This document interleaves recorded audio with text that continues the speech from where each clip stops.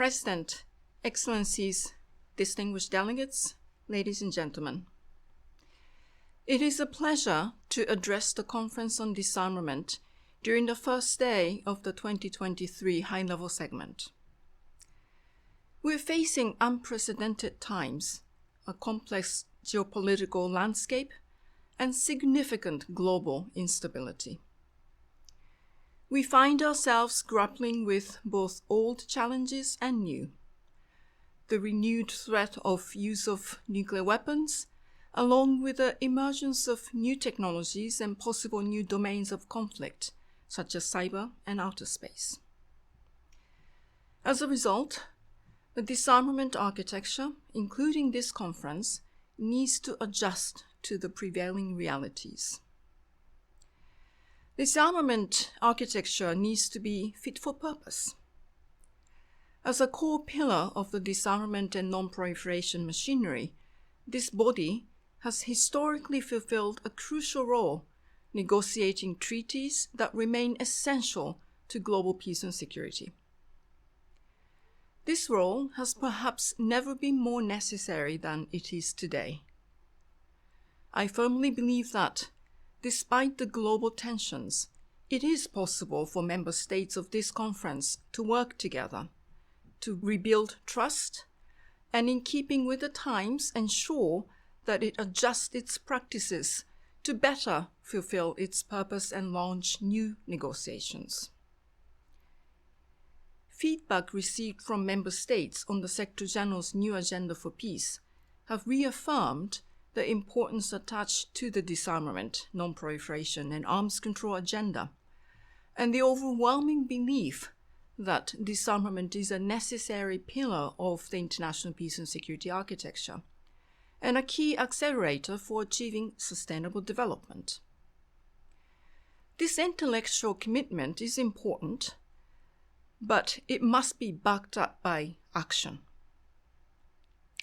Encouragingly, in the past 12 months, the international disarmament community has witnessed some important advances, as well as areas of convergence, in efforts to safeguard the peace and security of cyberspace, reduce space threats, make progress towards possible measures and options related to a normative and operational framework on lethal autonomous weapon systems or laws, and to better protect civilians from the urbanization of conflict through the adoption of the political declaration on strengthening the protection of civilians from the humanitarian consequences arising from the use of explosive weapons in populated areas.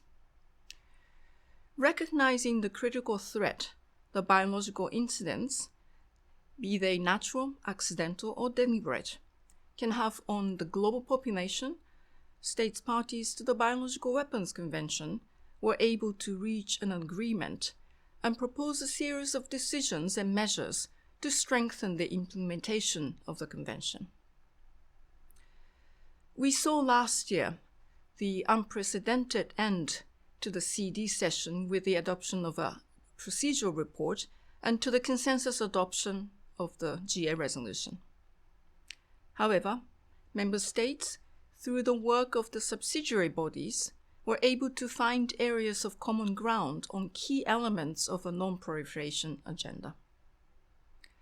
Excellencies, ladies and gentlemen, as I noted at the outset, these are unprecedented times, but they are glimmers of hope which can serve as platforms for further action, and we must seize the opportunity to do more, to do better, and to be accountable.